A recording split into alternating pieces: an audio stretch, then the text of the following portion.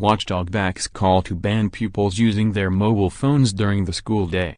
He also told the NSPCC's annual conference that children under 13 should not be using social media.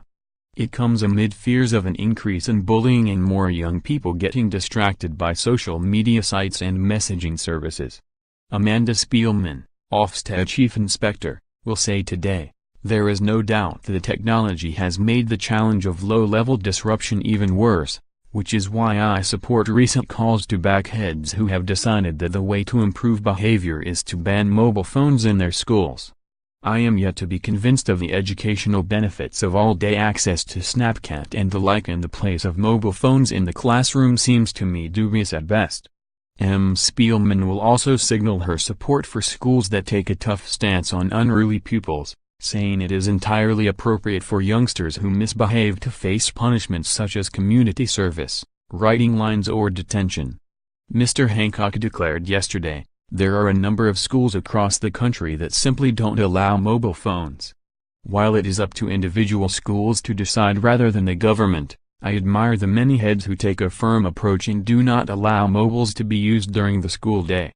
A high-performing comprehensive school not far from here is ranked as outstanding by Ofsted.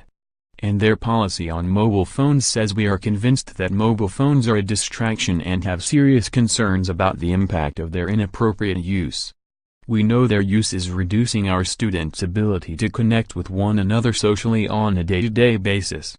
I encourage other schools to look at the evidence and follow their lead. Mr. Hancock added, "It is certainly true that the internet has amplified the risks. For example, if a child is being bullied during the day, and has access to social media, they can't leave the bullies at the school gate. I firmly believe that very young children don't need to have access to social media at all. After all, they are children. Social media is not designed for under 13s. It is often against the terms and conditions for children to be using these platforms." A group of Tory MPs has also urged a ban on mobiles during the school day, saying there is evidence it can have a beneficial effect on pupils' ability to learn. Alderley Edge School for Girls in Cheshire last year banned all pupils from using their phones during the school day. Girls in years 7, 8 and 9 were already barred from using their devices.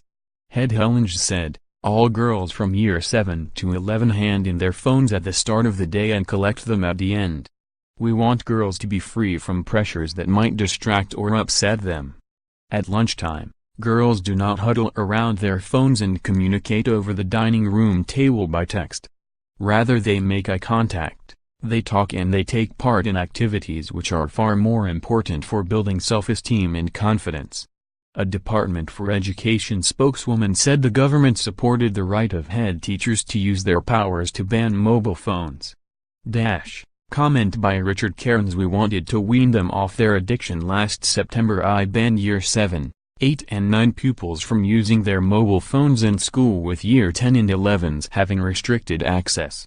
Our strategy was to wean pupils off their addiction while they were still relatively young, gradually allowing them more freedom to use phones as they get older so that they learn how to be responsible users. I also bought board games and scattered them around, hoping the girls and boys would take an interest in them. I wanted to provide time and space for youngsters to learn the art of conversation, to look up and notice the wonderful and sometimes not so wonderful world around them, and to discover the pleasures of games and physical activity. The results have been fascinating.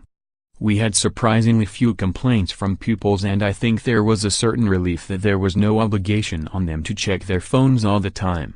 The choice had been removed."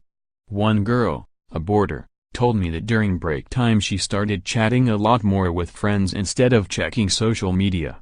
She added that she was sleeping more at night, as boarders are not allowed their phones after 10 p.m., because she was not feeling obliged to check every notification that pinged through on her phone. Another pupil told me he had been reading a lot more. Many talked about the time eaten up by responding to social media, the fear being that if they don't they will be seen as rude or unsocial. That's a ridiculous burden that we had the power to remove, and I am very glad we did so. Richard Cairns is headmaster of Brighton College,